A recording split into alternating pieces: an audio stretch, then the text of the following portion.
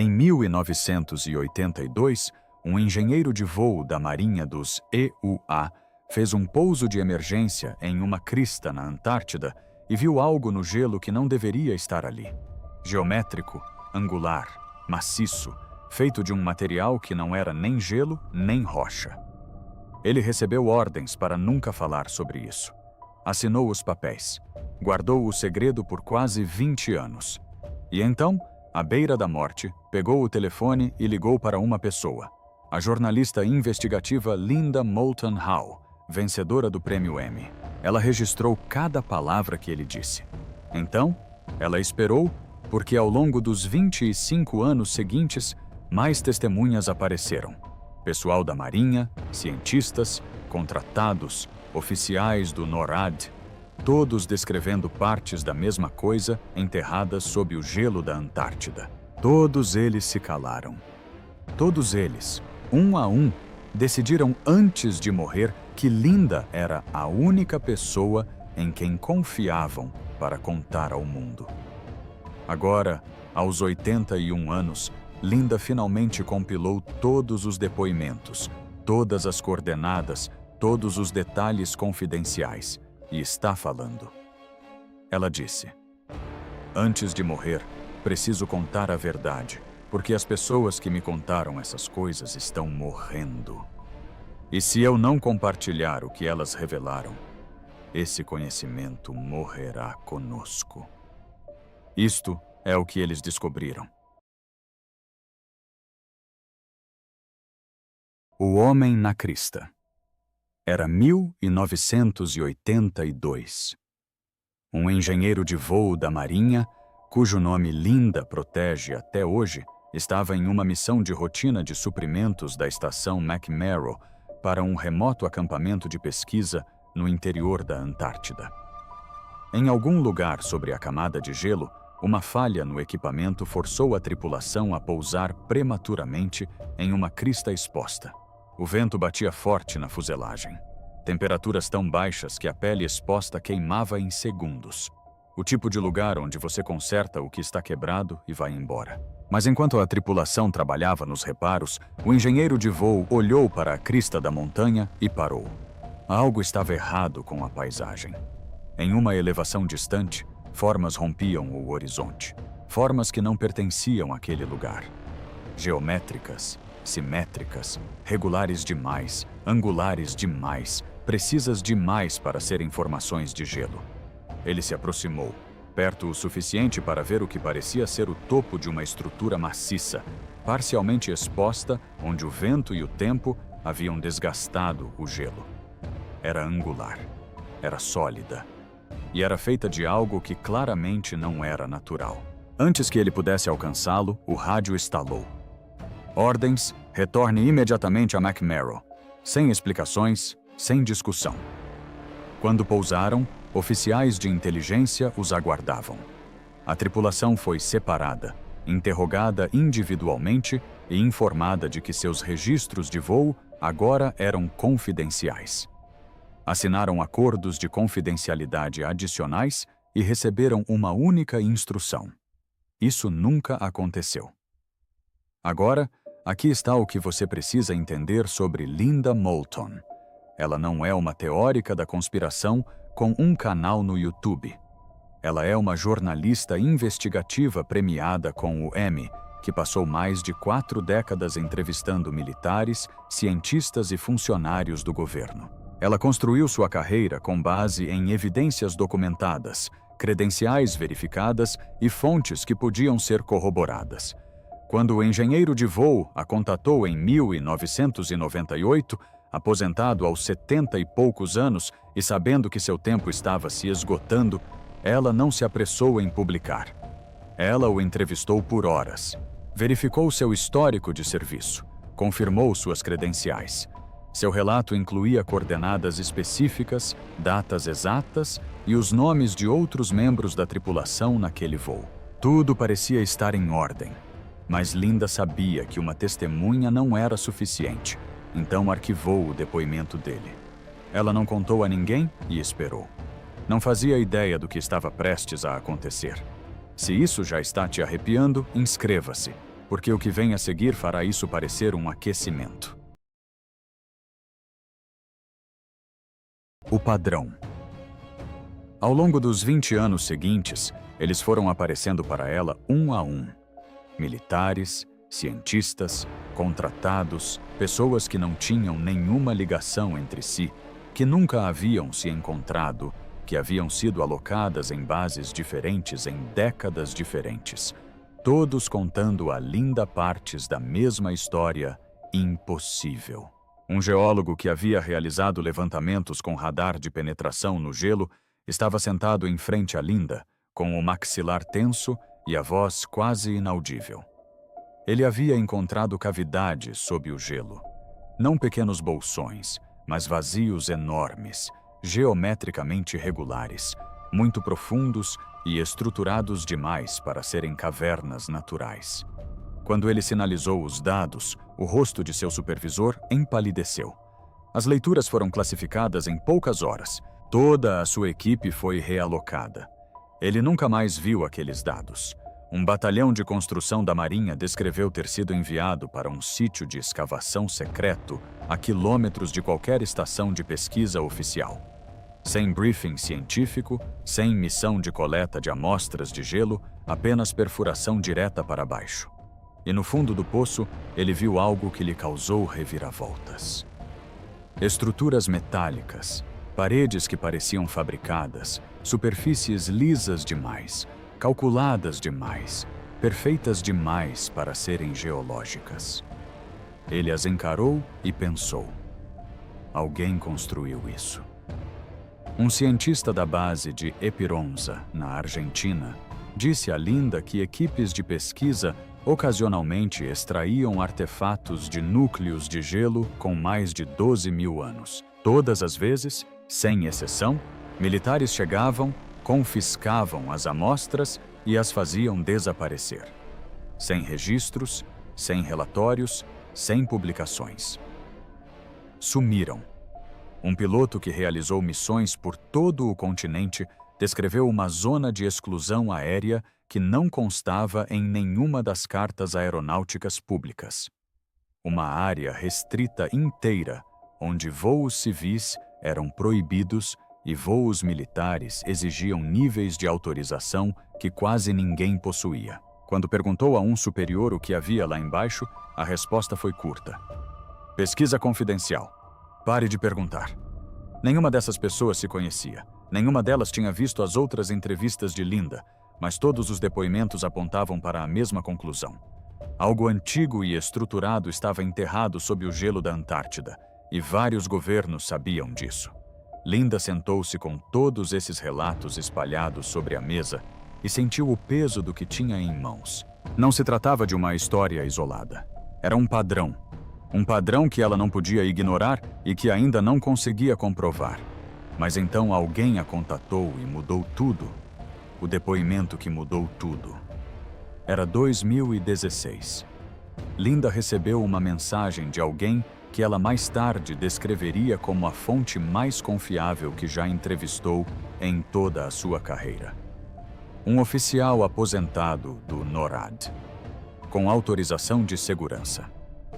Participou de uma operação na Antártida no início dos anos 2000, que não consta em nenhum registro público. A identidade dele é a que Linda guardou com mais fervor do que qualquer outra. Quando ele começou a falar, Linda se calou, porque o que ele descrevia não apenas complementava os depoimentos anteriores, mas os conectava. Cada relato isolado, cada fragmento, cada detalhe inexplicável de 20 anos de entrevistas, de repente, se encaixou como peças de uma máquina se encaixando. Segundo o relato dele, baseado no que lhe foi informado e no que ele próprio testemunhou, sob a camada de gelo da Antártida Ocidental, a uma profundidade de aproximadamente 2 metros, existem múltiplas estruturas de origem artificial. Não são anomalias geológicas, nem formações de gelo, nem nada que se encontre em livros de geologia. São estruturas construídas por alguém, projetadas com intenção e precisão. E são antigas, muito mais antigas do que o gelo que as sepultou. são anteriores à última era glacial, o que significa que foram construídas quando a Antártida era um continente verde e temperado, com rios e florestas. Há mais de 12 mil anos. Pense nisso por um segundo. Mais de 12 mil anos. Isso é milhares de anos antes da Suméria. Milhares de anos antes da primeira dinastia egípcia, antes de todas as civilizações que chamamos de antigas. Ele contou a Linda que essas estruturas foram detectadas pela primeira vez na década de 1940, durante a Operação High Jump, a enorme expedição à Antártida de 1946 a 1947, liderada pelo almirante Richard Byrd. Oficialmente, a missão tinha como objetivo estabelecer bases de pesquisa e treinar pessoal para as condições polares. A realidade secreta, segundo essa fonte, era completamente diferente.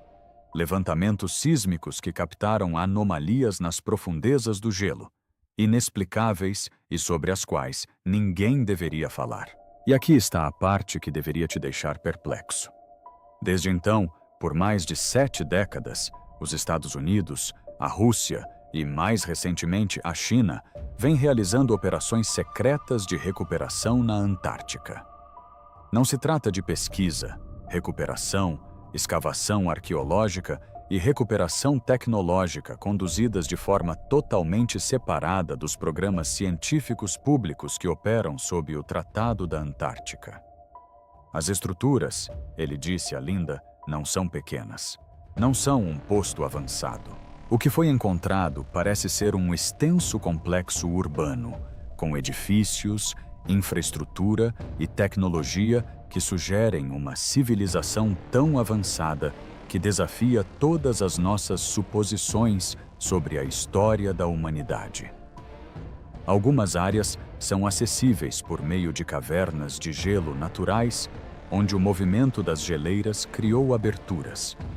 Outras estão sendo alcançadas por meio de operações de perfuração disfarçadas de pesquisa científica de rotina, e a tecnologia está sendo extraída dessas estruturas. Preste muita atenção nisso. Parte dela ainda funciona. Nem tudo é compreendido, mas dispositivos funcionais foram recuperados e estão sendo estudados em instalações secretas. Linda fez a pergunta que qualquer jornalista faria. Prove. O oficial forneceu as coordenadas. Forneceu documentos internos, com trechos censurados, mas que mostravam as designações de projetos confidenciais nos locais exatos que ele descreveu. E deu a ela nomes de outros funcionários envolvidos nessas operações, pessoas que ela poderia encontrar, pessoas para quem ela poderia ligar. Mas o que não saía da cabeça de Linda era o silêncio do outro lado da sua própria mente. 20 anos de depoimentos dispersos haviam se transformado em uma única história. E essa história era maior do que qualquer coisa que ela já tivesse investigado. O que ela ainda não sabia era que o depoimento mais perturbador ainda estava por vir. O que descobriram foi que um contratado militar que trabalhava em uma operação de perfuração secreta em 2003 concordou em falar com Linda, mas apenas porque estava morrendo de câncer terminal e não podia levar o que tinha visto para o túmulo. Ele descreveu ter sido baixado em um poço de gelo que havia sido perfurado para acessar o que seu briefing chamou de anomalia geológica. A descida foi lenta, a plataforma rangeu sob seu peso enquanto afundava cada vez mais no poço. A luz do dia acima se reduziu a um brilho fraco e depois a nada. As paredes eram de gelo, brancas, com veios azuis, sem qualquer vestígio. O frio era absoluto. Os únicos sons eram o zumbido do guincho e sua própria respiração ecoando nas paredes do poço. Então, depois de mais de 1,5 km de profundidade, algo mudou. O gelo parou. Não gradualmente, simplesmente acabou. As paredes se transformaram em algo liso, quase metálico. Uma superfície com um leve brilho que refletia a luz de sua lanterna. Uma superfície que não deveria estar a 1,5 km abaixo de uma camada de gelo antártica. A temperatura parecia diferente. A acústica mudou. Até o ar tinha uma qualidade diferente, como passar de um cômodo para outro.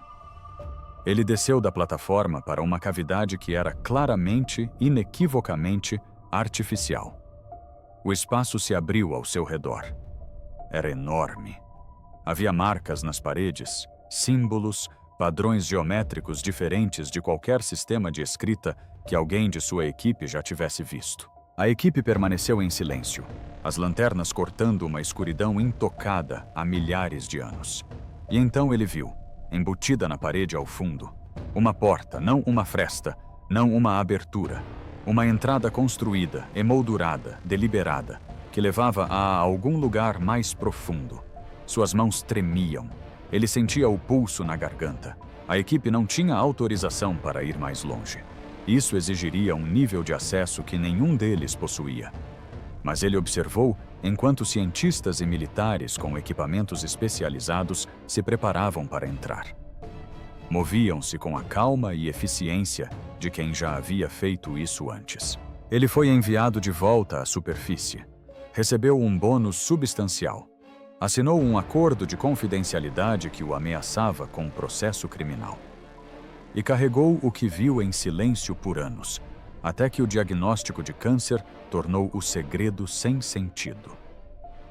Ele disse a Linda: "As pessoas precisam saber que encontramos algo lá embaixo, algo que muda tudo o que pensamos saber sobre a história." Agora, ouça o que mais a investigação de Linda revelou, porque os depoimentos não pararam por aí. Eles aceleraram o processo.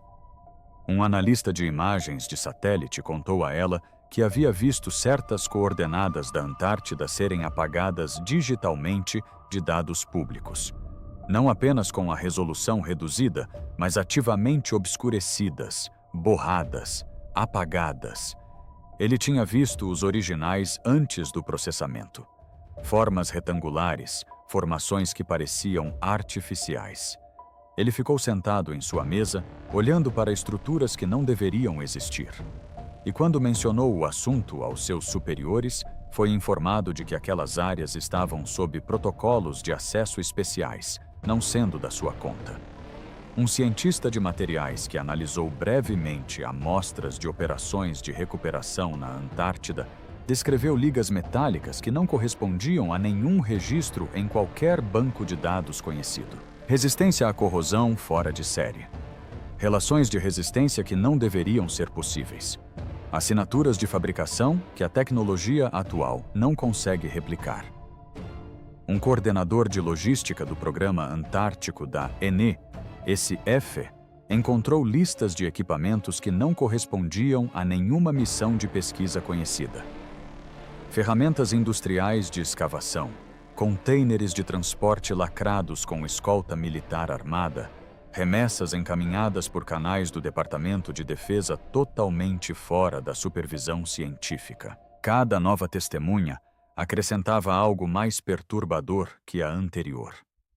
Símbolos esculpidos nas paredes que nenhum linguista de nenhuma equipe conseguia decifrar.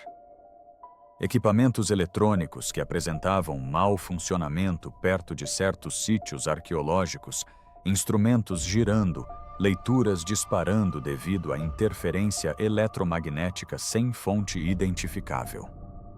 E então, a alegação que causou um choque em toda a rede de contatos de Linda. Diversas fontes confirmaram, de forma independente, que os artefatos recuperados haviam sido transportados para instalações secretas dos EUA para engenharia reversa, e não para estudos de engenharia reversa. O quadro já não era fragmentário. Era enorme e clamava para ser contado, mas contá-lo significava arriscar tudo o que Linda havia construído ao longo de 40 anos. O silêncio. Em 2020, Linda já contava com mais de 15 depoimentos confiáveis, coordenadas verificadas, Nomes e afiliações confirmados.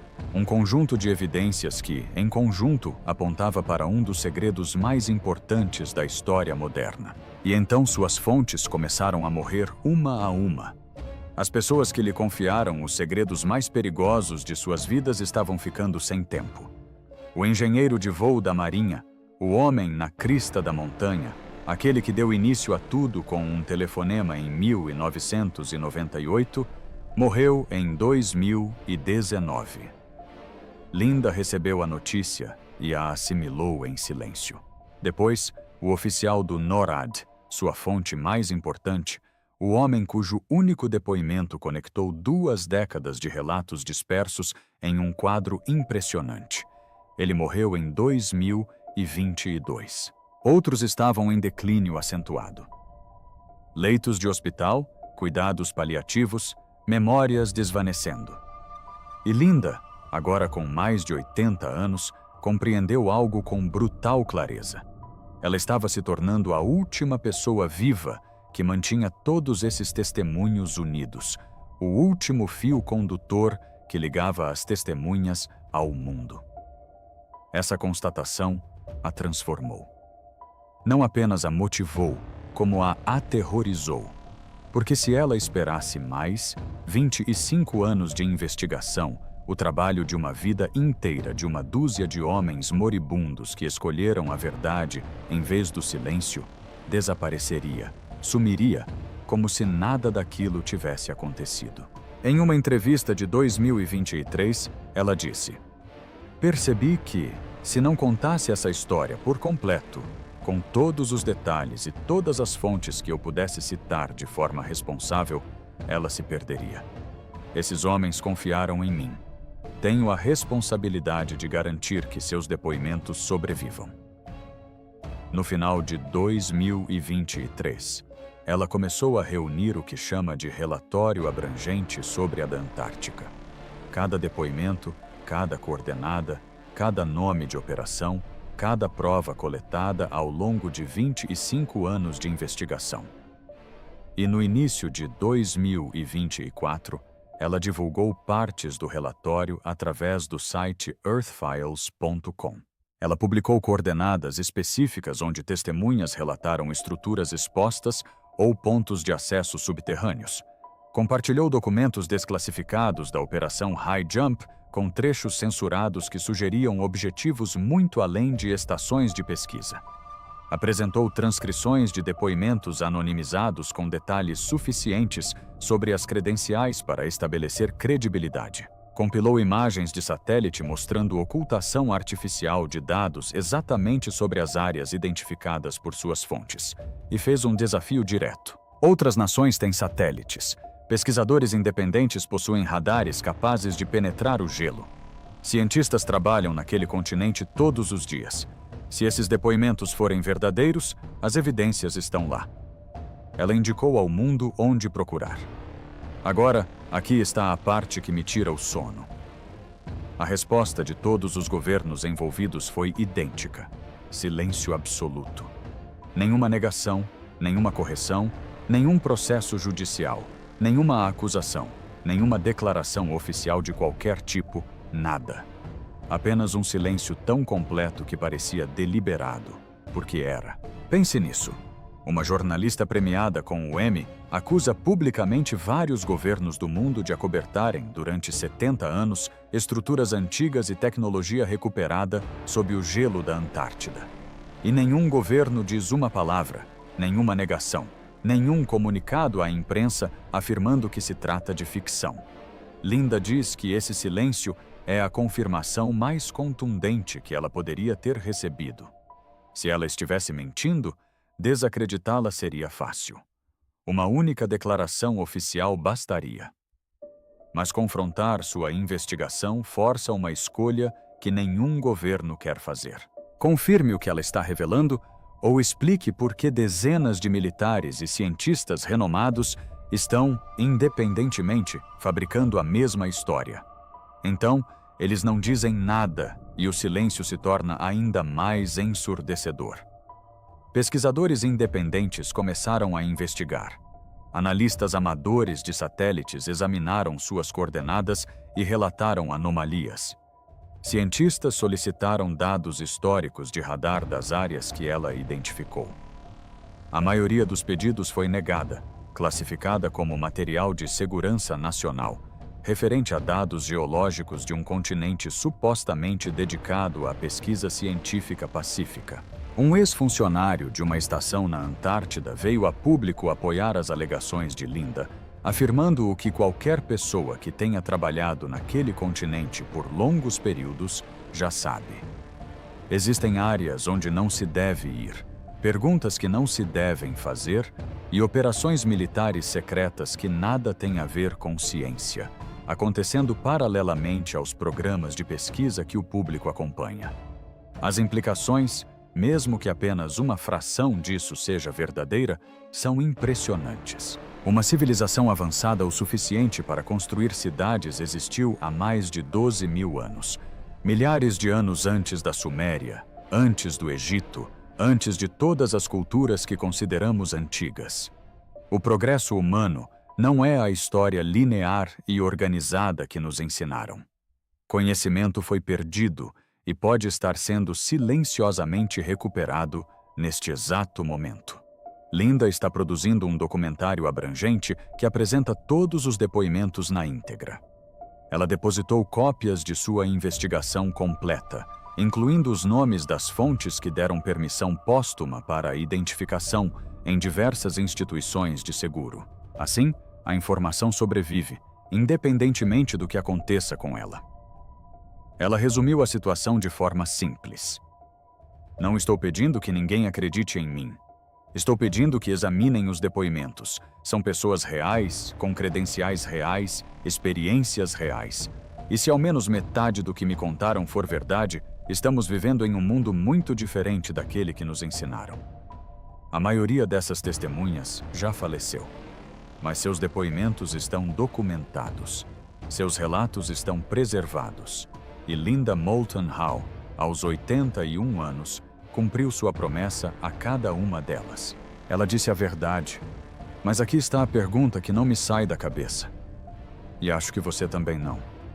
Se vários governos sabem da existência de estruturas sob a Antártida há mais de 70 anos, se estão recuperando tecnologia de uma civilização que antecede tudo o que está nos nossos livros de história, se construíram todo um aparato de sigilo em torno disso, enquanto nos dizem que o continente não passa de gelo e pinguins, então o que mais eles estão escondendo? E o que acontecerá quando não puderem mais esconder? Se você chegou até aqui, já sabe que este canal não ignora as histórias que importam. Inscreva-se. Compartilhe com alguém que precisa ver isso.